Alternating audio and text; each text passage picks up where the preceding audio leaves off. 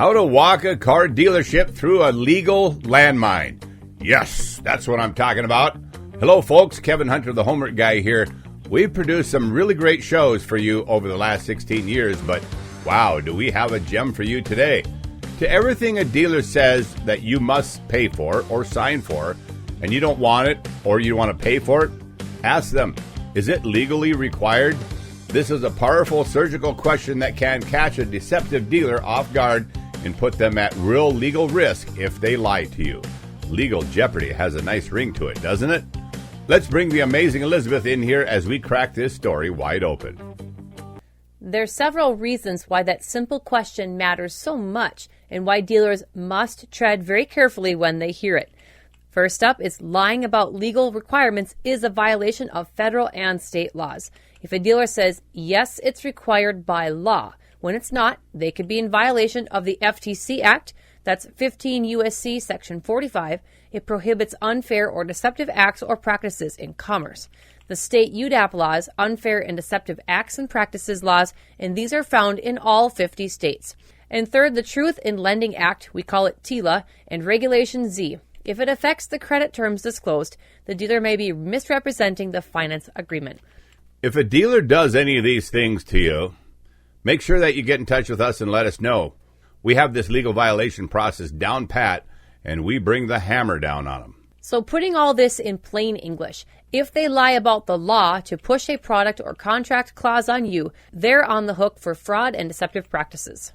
Number 2, it forces them to clarify voluntary versus mandatory.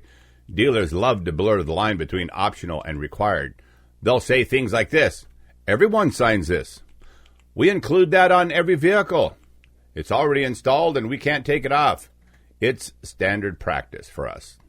But when you ask, is it legally required? They must immediately cut through the BS and give a direct and carefully thought out answer.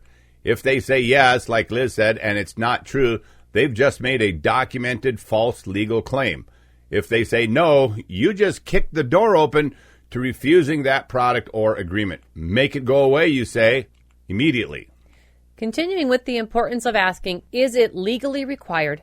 Number 3, it can void contracts or justify rescission. That means canceling it. If a dealer falsely claims something is legally required and you sign it under that belief, you may later have grounds for contract rescission due to misrepresentation, FTC or Attorney General complaints for deceptive practices, and you could even file a lawsuit or small claims action to recover damages or cancel these unwanted products.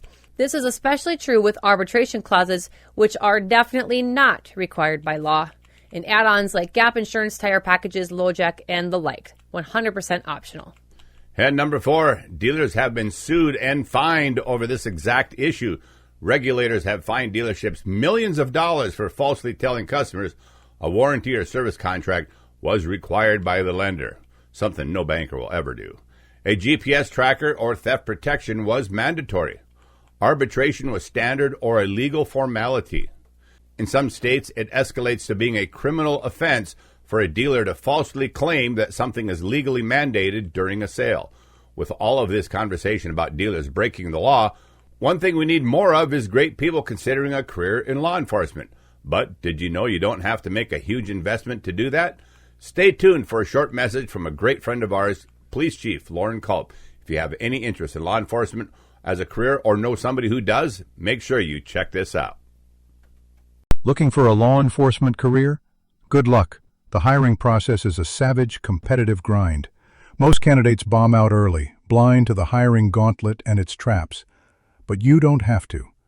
Chief Lauren Culp has been a police chief, narcotics detective, K-9 handler, chief deputy, and is a hiring process veteran. After seeing so many people wash out of the hiring process, he built a course that takes you from application to academy. Zero surprises, no BS. Learn the real deal. How to dress, sit, act, and wield body language like a pro. He covers it all, including the application, polygraph, psychological exams, interviews, background checks, everything from before you pick up the application all the way into the academy. Don't blow it with rookie mistakes. Get prepared, get dominant. Chief Culp's real-world know-how doesn't just guide you, it gives you the tools to shine above the rest. Get the edge your competition won't have. Hit winthebadge.com now. Lock in the introductory price and crush the competition. This is your shot. Take it today. Lauren Culp is a great guy, and we know him personally. So back to our question at hand. Is that legally required? Here's our homework guy strategy. You should use it like a landmine. Definitely. So the shrewd question, is that legally required, stops the fast talk cold and the hard sales pressure dead in its tracks. It signals that you know your rights. It creates liability if the dealer answers that question dishonestly. Even better, ask them in writing or on a recorded call if you live in one of those one-party consent states. That's 38 out of 50 states are one-party states, so you're mostly covered wherever you live. That way, if they say yes and you later prove otherwise, you've got them. The next big question, what can happen to a dealer who lies about a legal matter like this? Well, when it's a violation of federal law, the FTC Act under the Federal Trade Commission Act, that's at 15 U.S.C., Section 45 says, it's illegal for any business to engage in unfair or deceptive acts or practices in commerce. That includes falsely stating that a product, fee, or contract clause is legally required, misrepresenting consumer rights, pressuring a customer with false legal claims. Penalties can be huge. They can include fines up to $50,000 to $120 per violation, injunctions stopping the behavior, restitution, or consumer refunds. The FTC doesn't have to prove intent to deceive, just that the lie could mislead any reasonable consumer. Second, under the state unfair and deceptive practices laws, every U.S. state has its own version of UDAP laws, and some call them DTPA or CPA laws. But all these laws come down to prohibiting deceptive or coercive tactics, allowing consumers to sue for damages.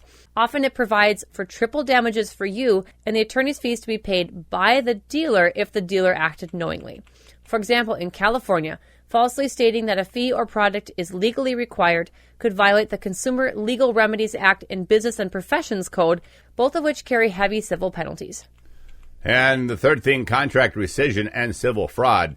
We've actually helped several consumers rescind their contracts, completely cancel them. If a dealer lies to make the sale and the consumer later finds out the truth, the consumer can potentially rescind the contract, that's canceling it completely, recover money paid for the product or fee, sue for fraud or misrepresentation. Even arbitration agreements can be thrown out if signed under false pretenses. Misrepresentation of a material fact, like falsely claiming something is required by law, is a textbook definition of fraud. Number 4, regulatory complaints and investigations. Lying about the law can trigger complaints to several government and non-government authorities, including the State Attorney General's Office, Department of Motor Vehicles as far as the licensing division, the Consumer Financial Protection Bureau and Better Business Bureau, and local consumer protection agencies. This can lead to fines and license suspension, forced restitution, class action lawsuits if a pattern is found. Number 5, there can even be criminal penalties in severe cases. If the conduct involves clear intent to defraud or coerce across multiple transactions, some states may pursue criminal fraud charges under their business or penal codes.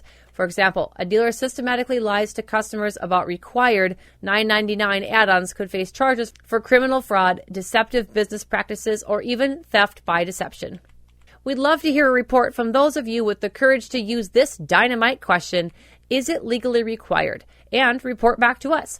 Walking the dealer through a legal landmine is a brilliant strategy for smart car buyers to win.